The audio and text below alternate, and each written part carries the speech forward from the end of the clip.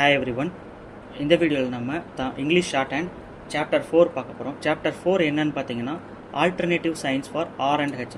So நம்ம first chapter அந்த டேபிள்லேயே பார்த்துருப்போம் இல்லைங்களா, ஆருக்கு வந்து 2 சைன் இருக்கும். அதாவது ஒன்று வந்து அப்வேர்ட் ஆர், இன்னொன்று வந்து டவுன்வேர்ட் ஆர்.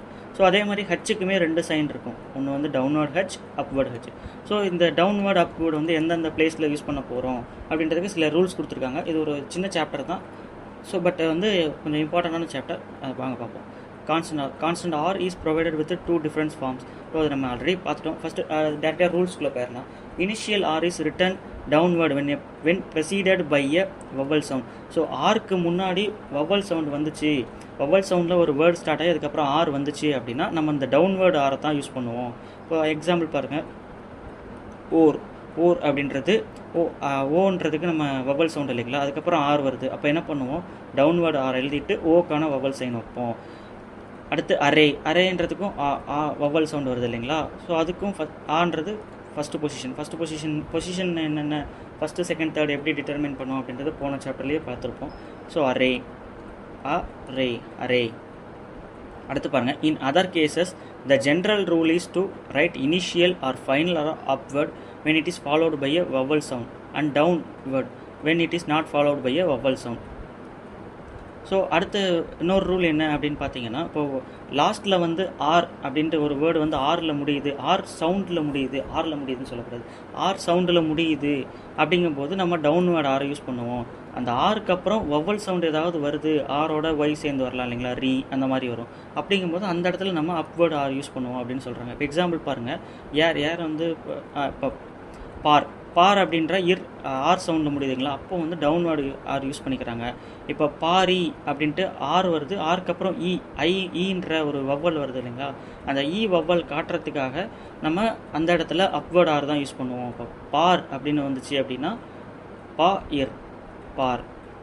அப்போ பாரி அப்படின்ட்டு வரும்போது அந்த ஆருக்கு அப்புறம் அந்த வவ்வல் வர்றதுனால அந்த மாதிரி பிளேசஸில் பாரி அப்வேர்டு ஆர் தான் யூஸ் பண்ணுவோம். ஸோ இதுதான் ரூல். அடுத்து பாருங்கள், downward R is always written initially before M because of the easy journey. So இந்த ரூல் வந்து ஞாபகம் வச்சுக்கோங்க, எம்முக்கு முன்னாடி எப்போவுமே டவுன்வேர்டு ஆர் தான் யூஸ் பண்ணுவோம். ஆருக்கு அப்புறம் எம் வந்துச்சு அப்படின்னா அந்த ஆர் வந்து டவுன்வேர்டு ஆராக தான் இருக்கும். பிகாஸ் இப்போ ராம் அப்படின்ட்டு எக்ஸாம்பிள் எடுத்துக்கோங்களேன், ராம் வந்து அப்வேர்டு ஆரில் எழுதுனா ராம்.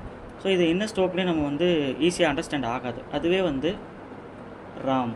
ஸோ இந்த மாதிரி இருக்கும்போது உங்களுக்கு ஈஸியாக கன்வீனியண்ட்டாக எழுதுறதுக்கும் ஈஸியாக இருக்கும், படிக்கிறதுக்கும் ஈஸியாக இருக்கும். அப்படின்றதுனால எம்க்கு முன்னாடி எப்போவுமே டவுன்வேர்டு ஆர் தான் வரும் அப்படின்ட்டு சொல்கிறாங்க. அடுத்து கான்சோனன்ட் ஹச்சுக்குமே வந்து 2 ஸ்டோக் இருக்குதுன்னு பார்த்தோம். ஸோ இதில் வந்து upward form of H is most commonly used. மோஸ்ட்டாக வந்து நம்ம அப்வேர்டு ஹச் தான் யூஸ் பண்ணுவோம். ஸோ டவுன்வேர்டு ஹச் எங்கெல்லாம் யூஸ் பண்ணுவோன்னு பாருங்களேன், கே இந்த 2 வந்து ஹச்சுக்கு அப்புறம் வந்துச்சு அப்படின்னா அந்த இடத்துல நம்ம வந்து டவுன்வேர்டு ஹச் வந்து யூஸ் பண்ணுவோம் அப்படின்றாங்க.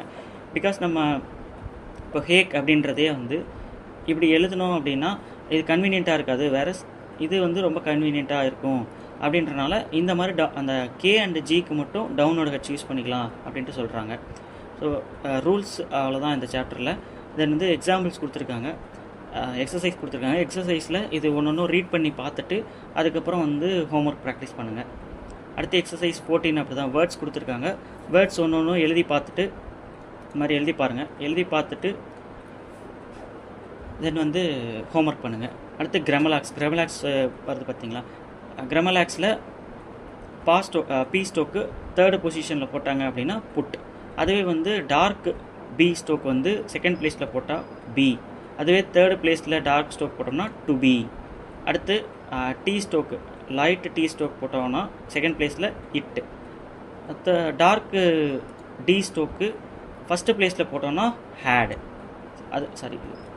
ஃபஸ்ட்டு பிளேஸில் போட்டால் ஹேட், 2nd பிளேஸில் போட்டோன்னா டூ. ஸோ இதெல்லாம் வந்து நீங்கள் ஃபஸ்ட்டு ஞாபகம் வச்சுக்கணும். ஃபஸ்ட்டு பிளேஸில் போட்டால் ஹேட் வரும், 2nd பிளேஸில் போட்டால் டூ வரும், 3rd பிளேஸ்க்கு வந்து டிஃப்ரென்ஸ் ஆர் டிஃப்ரெண்ட். இது உங்களுக்கு எக்ஸாம்பிள் வந்து ப்ளேஸஸில் வர எக்ஸாம்பிள்ஸ் வந்து பார்க்க உங்களுக்கு வந்து ஈஸியாக அண்டர்ஸ்டாண்ட் ஆகும், மெமரி ஆயிரும்.